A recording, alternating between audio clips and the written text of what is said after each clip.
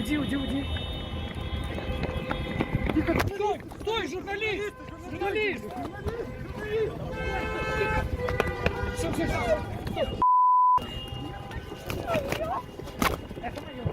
Шо?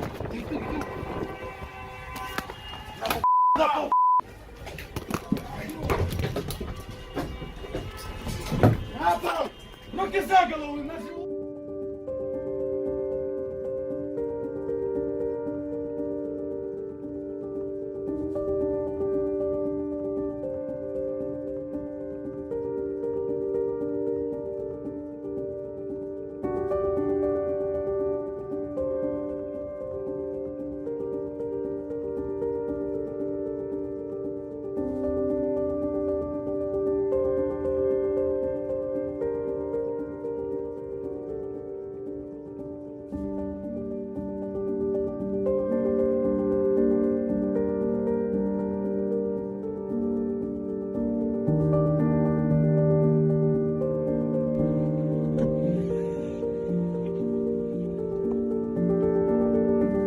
А вам ночью что-нибудь говорили вам что-нибудь они? Сказали, не переживайте, с вашей мамой все будет в порядке. Мама что-нибудь говорила? Она молчала и просто мы обнимались. Вот папин компьютер, взяли мамин ноутбук.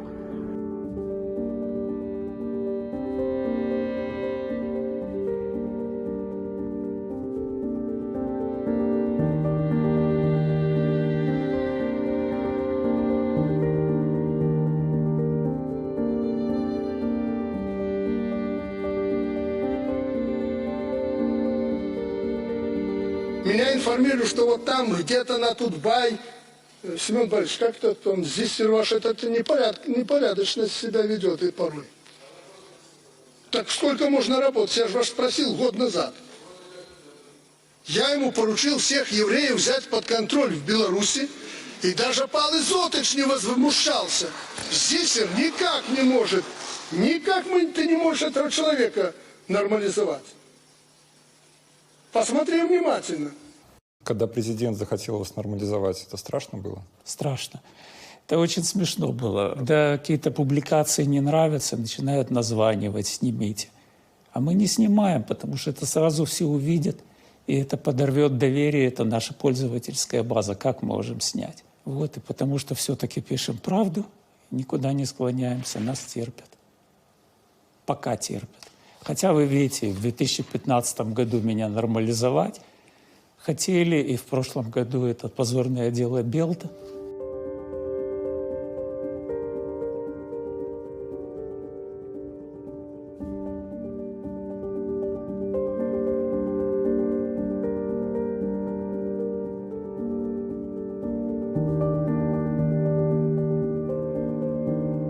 В районе 6 утра за генеральным директором ООО «Тутбай Медиа» Людмилой Чекиной приехали домой правоохранители на автомобиле, забрали ее сюда, чтобы в ее присутствии был проведен обыск в офисе. Вот. Перекрыли доступ к 2 этажам, и располагается редакция и другие фирмы.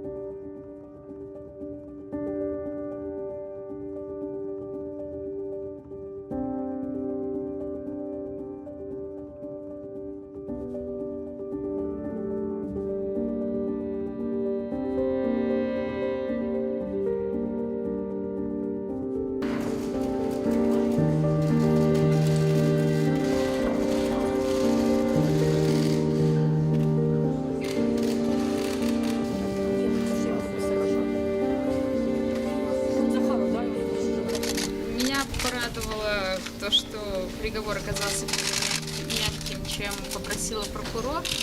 Вот. Ну, пока что хочется отдохнуть. Спасибо большое журналистам за то, что следили. Огромное спасибо моим родным.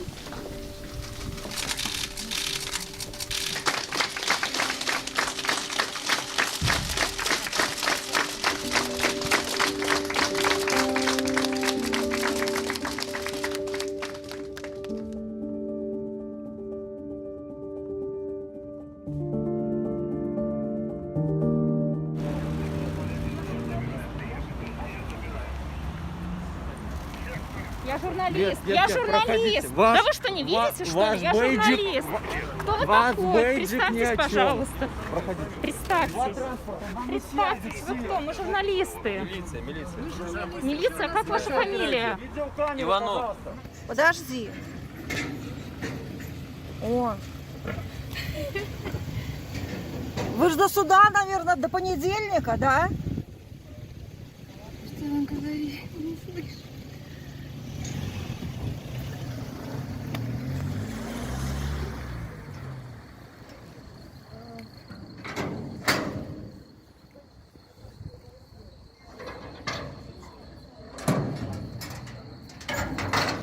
Эта ситуация абуральная, потому что люди не только затрыманы для встановлення їх особистих дадзених, але яны затрыманы і мусять суткі правесці у Раус, і завтра будзе суд.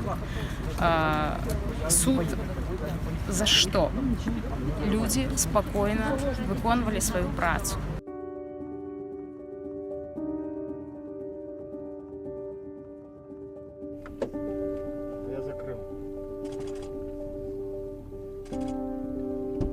Журналисты, журналисты, журналисты!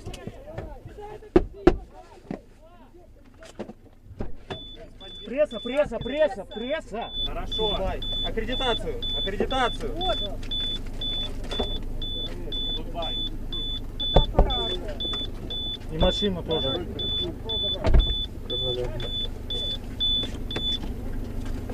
На кнопку. На кнопку, кнопку открывается. Тихо, тихо, не ломай.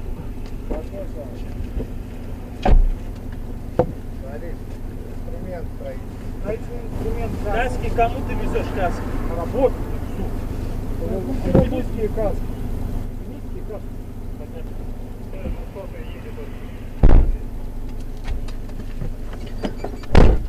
Вот все. Давай, едем. Да, регистратор все. Как вы опишете ситуацию, в которой вам сейчас приходится работать в Беларуси? Ну, это экстремальные условия, конечно, потому что, честно говоря, я не помню подобной ситуации, когда журналисты фактически должны заниматься своей работой подпольно, да. Ну, главный вывод из этой истории — это то, что работа журналиста на выборах и протестах 2020 года в Беларуси опасна как никогда. И раньше журналистам в Беларуси было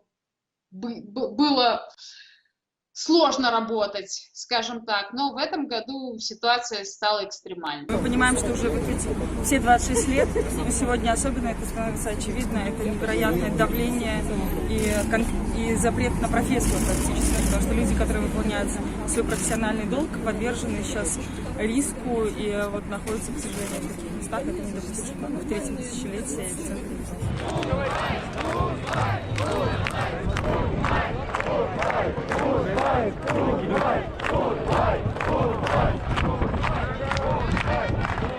Дубай, молодцы! Дубай, молодцы! Дубай, молодцы! Дубай, молодцы! Да, ну мы получили стандартный ответ о том, что законодательство в нашей стране соблюдается, и если мы считаем, что есть какие-то нарушения, превышение должностных полномочий и так далее, мы имеем право обратиться в прокуратуру. Ну, на этом все закончено. Освободите, пожалуйста, пешеходный переход и тротуарную дорожку. Освободите, пожалуйста, наших журналистов. Это куда важнее освобождать людей, чем пешеходных. Представьте, пожалуйста.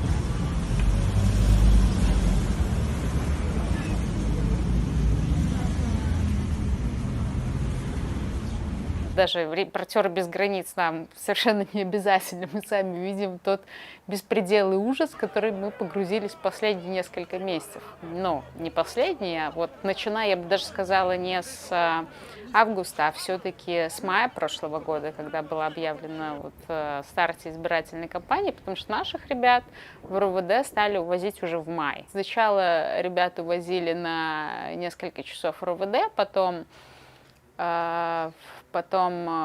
стало понятно, что в жилетах работать опасно, да, что они являются мишенью, а не защитой.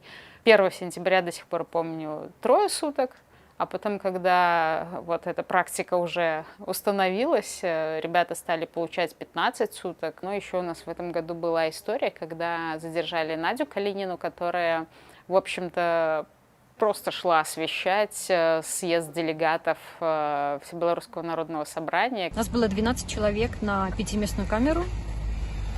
6 было женщин пенсионного возраста, некоторые с хроническими заболеваниями. Я и еще 4-5 человек 2 ночи проспали на полу. Нам выдавали туалетную бумагу, отматывание неизвестно от чего по нашим просьбам. Периодически выдавали мыло, если мы очень сильно просили. Естественно, ни матрасов, не говоря уже о белье или о чем-то другом. Ну и понятно, что отношение было с этим. Я сидела с Олей Хижитковой в камере. Меня подкинули в камеру, где были вши. До этого Оля жила с бомжами, а меня на место этих бомжей забросили к ним в камеру. Первую ночь я там провела на лавке, потому что спать было негде, либо на вшивом матрасе. Вот, потом нас перевели 4 с одной женщиной, которая за пьянку была посажена в 2-местную камеру, и мы там вот были вчетвером в 2-местной маленькой камере, где не работал туалет, дуло из окон, я заболела ангиной там. Самая большая угроза – это угроза жизни, здоровья, безопасности и свободе людей, да, свободе журналистов. Здесь даже не важно, какие законы есть, важно, как они применяются на практике, да. Прошлый год, да и этот, собственно, тоже нас научили быть очень подвижными. Я могу только сказать, что мы будем продолжать делать свою работу, с учетом постоянно изменяющихся обстоятельств.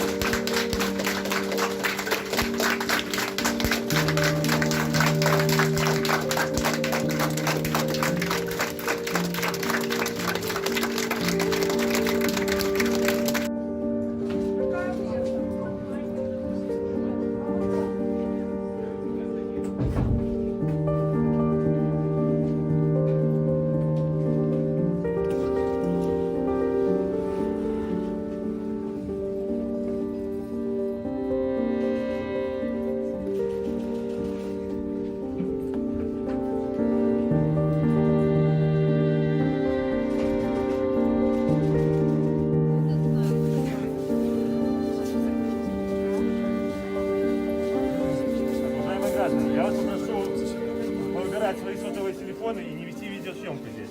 Так как инструкция суда запрещает вести видеосъемку без разрешения председателя суда. Председатель суда не разрешает.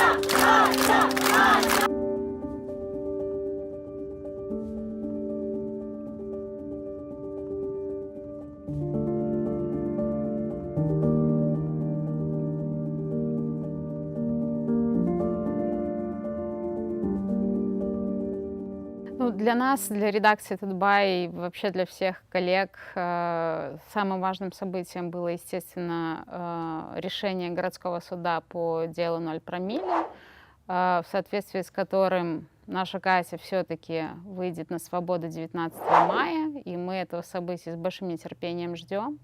Это Странно, но мы восприняли с облегчением приговор 6 месяцев заключения для невиновного человека, потому что, естественно, мы все понимаем, что Катя ни в чем не виновата. Я Марина Золотова, главный редактор Тутбай. С начала лета наших журналистов задерживали 38 раз. 2 избили, 6 отсидели сутки административного ареста. В отношении Кати Борисевич, одной из лучших журналисток Беларуси, завели уголовное дело. Она уже 1,5 месяца находится за решеткой. А 3 декабря Тутбай лишили статуса СМИ. Министерство информации в качестве государственных общественных интересов, которые защищаются этим иском, сослалось на право граждан на получение достоверной и полной информации, которая предусмотрена статьей 34 Конституции Республики Беларусь. Мы действительно апеллировали к тому, что прекращение выпуска сетевого издания «Тутбай» как раз и приведет к нарушению именно этих прав граждан.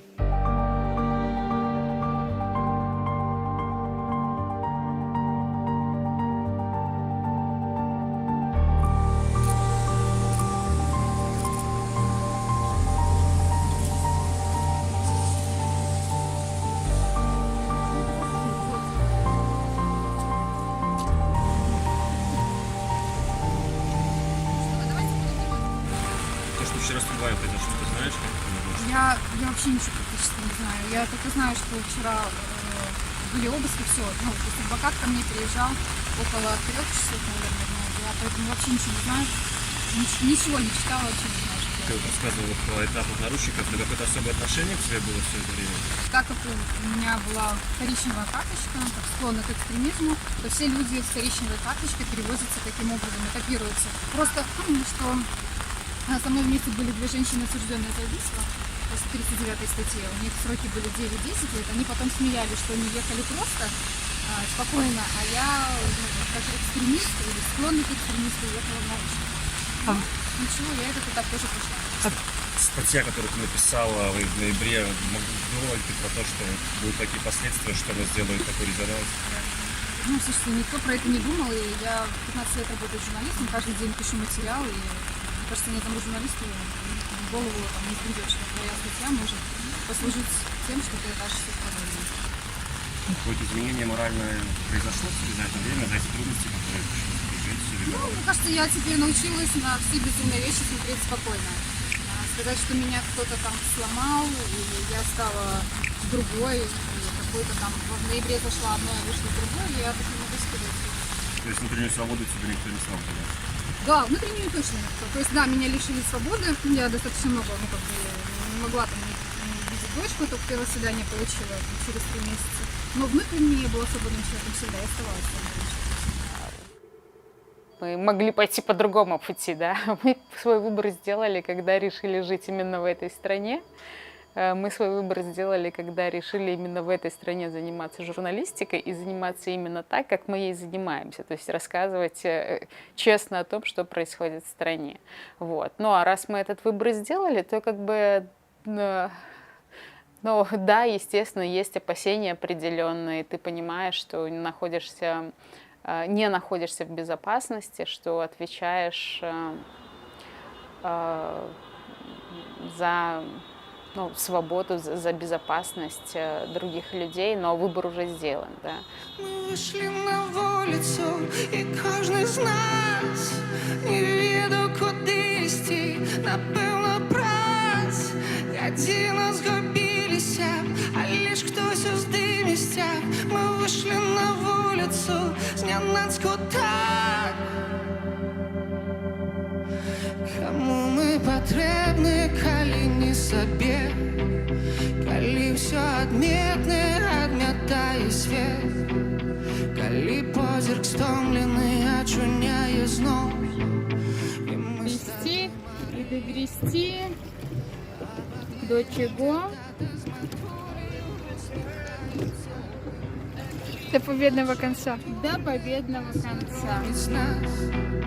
І так нечакано серед простих розмов.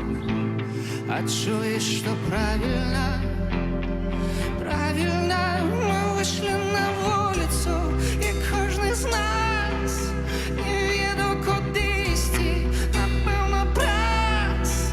Єдино згубилися, а лиш хтось здивився.